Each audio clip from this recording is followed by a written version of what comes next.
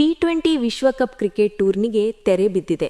ಈ ಬಾರಿ ಕೂಡ ಭಾರತ ತಂಡ ಚಾಂಪಿಯನ್ ಪಟ್ಟ ಅಲಂಕರಿಸಿದೆ. ಕಳೆದ ಬಾರಿ ಸೌತ್ ಆಫ್ರಿಕಾ ತಂಡವನ್ನು ಬಗ್ಗು ಬಡಿದಿದ್ದ ಟೀಂ ಇಂಡಿಯಾ ಈ ಸಲ ನ್ಯೂಜಿಲೆಂಡ್ ತಂಡಕ್ಕೆ ಸೋಲುಣಿಸಿದೆ. ಅದು ಸಹ ಬರೋಬ್ಬರಿ 96 ರನ್ಗಳ ಅಂತರದಿಂದ ಎಂಬುದು ವಿಶೇಷ. ಅಹಮದಾಬಾದ್ನ ನರೇಂದ್ರ ಮೋದಿ ಸ್ಟೇಡಿಯಂನಲ್ಲಿ ನಡೆದ ಫೈನಲ್ ಪಂದ್ಯದಲ್ಲಿ ಟಾಸ್ ಗೆದ್ದ ನ್ಯೂಜಿಲೆಂಡ್ ತಂಡದ ನಾಯಕ ಮಿಚೆಲ್ ಸ್ಯಾಂಟ್ನರ್ ಬೌಲಿಂಗ್ ಆಯ್ದುಕೊಂಡಿದ್ದರು. ಅದರಂತೆ ಮೊದಲು ಬ್ಯಾಟ್ ಮಾಡಿದ ಟೀಂ ಇಂಡಿಯಾ 20 ಓವರ್ಗಳಲ್ಲಿ 255 ರನ್ ಕಲೆ ಹಾಕಿತ್ತು. ಈ ಮೂಲಕ ಭಾರತ ತಂಡವು 96 ರನ್ಗಳ ಅಭೂತಪೂರ್ವ ಗೆಲುವು ದಾಖಲಿಸಿದೆ. ಈ ಗೆಲುವಿನೊಂದಿಗೆ ಟೀಂ ಇಂಡಿಯಾ 3ನೇ ಬಾರಿ ವಿಶ್ವಕಪ್ ಕಿರೀಟ ಮುಡಿಗೇರಿಸಿಕೊಂಡಿದೆ. ಇತ್ತ ಭಾರತ ತಂಡವು ಚಾಂಪಿಯನ್ ಪಟ್ಟಕ್ಕೇರುತ್ತಿದ್ದಂತೆ ಅತ್ತ ಪಾಕಿಸ್ತಾನ್ ತಂಡದ ಮಾಜಿ ವೇಗಿ ಶೋಯೆಬ್ ಅಖ್ತರ್ ನಾಲಿಗೆ ಹರಿಬಿಟ್ಟಿದ್ದಾರೆ. ಅದೂ ಸಹ ವಿತಂಡವಾದ ಮುಂದಿಡುವ ಮೂಲಕ. ಖಾಸಗಿ ಚಾನೆಲ್ ಒಂದರಲ್ಲಿ ಮಾತನಾಡಿದ ಶೋಯೆಬ್ ಅಖ್ತರ್ ಟೀಂ ಇಂಡಿಯಾವನ್ನು ಶ್ರೀಮಂತ ಮಗುವೆಂದು ಅಣಕಿಸಿದ್ದಾರೆ.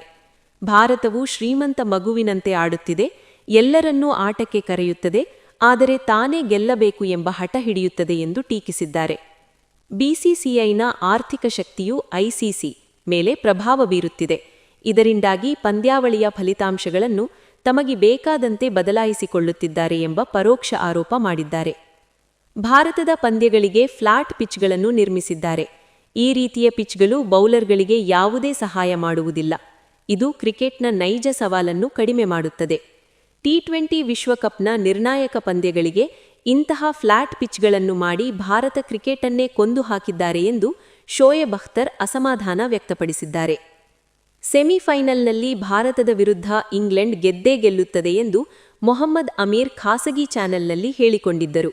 ಆದರೆ ಅಲ್ಲೂ ಕೂಡ ಅವರ ಲೆಕ್ಕಾಚಾರ ತಲೆಕೆಳಗಾಯಿತು. ಇಂಗ್ಲೆಂಡ್ ವಿರುದ್ಧ 7 ರನ್ಗಳ ಜಯದೊಂದಿಗೆ ಟೀಂ ಇಂಡಿಯಾ ಫೈನಲ್ಗೇರಿತು. ಇನ್ನು ಫೈನಲ್ ಪಂದ್ಯದಲ್ಲಿ ಗೆಲ್ಲುವ ಫೇವರೆಟ್ ತಂಡ ಯಾವುದು ಎಂಬ ಪ್ರಶ್ನೆಗೂ ಮೊಹಮ್ಮದ್ ಅಮೀರ್ ಕಡೆಯಿಂದ ಬಂದಂತಹ ಉತ್ತರ ನ್ಯೂಜಿಲೆಂಡ್. ಭಾರತ ತಂಡವನ್ನು ನ್ಯೂಜಿಲೆಂಡ್ ಸೋಲಿಸಿಯೇ ಸೋಲಿಸುತ್ತದೆ ಎಂದು ಪಾಕ್ ಕ್ರಿಕೆಟಿಗ ಭವಿಷ್ಯ ನುಡಿದಿದ್ದರು. ಈ ಭವಿಷ್ಯವನ್ನು ಕೂಡ ಟೀಂ ಇಂಡಿಯಾ ಸುಳ್ಳಾಗಿಸಿದೆ. ಈ ಗೆಲುವಿನ ಬೆನ್ನಲ್ಲೇ ಖಾಸಗಿ ಚಾನೆಲ್ನ ಕಾರ್ಯಕ್ರಮದ ನಡುವೆ ಅಮೀರ್ ಜೊತೆ ವ್ಯಕ್ತಿಯೊಬ್ಬರು ಪಂದ್ಯದ ಫಲಿತಾಂಶದ ಬಗ್ಗೆ ಕೇಳಿದ್ದಾರೆ. ನಿಮ್ಮ ಭವಿಷ್ಯ ಸುಳ್ಳಾಗಿದೆ, ಭಾರತ ತಂಡ ಗೆಲುವು ದಾಖಲಿಸಿದೆ. ಈ ಬಗ್ಗೆ ಈಗ ನೀವೇನು ಹೇಳುತ್ತೀರಾ ಎಂಬ ಪ್ರಶ್ನೆಯನ್ನು ಅಮೀರ್ ಮುಂದೆ ಇಡಲಾಗಿತ್ತು. ಈ ಸರಳ ಪ್ರಶ್ನೆಗೆ ಕುಪಿತಗೊಂಡ ಅಮೀರ್, ಅವರು ಗೆದ್ದರೆ ಟ್ರೋಫಿಯನ್ನು ನನ್ನ ಮನೆಗೆ ತರುವುದಿಲ್ಲ, ಅವರ ಮನೆಗೆ ತೆಗೆದುಕೊಂಡು ಹೋಗುತ್ತಾರೆ. ನಾನು ನನ್ನ ಅಭಿಪ್ರಾಯ ಹೇಳಿದ್ದೇನೆ ಅಷ್ಟೇ ಎಂದು ಕಿಡಕಾರಿದ್ದಾರೆ.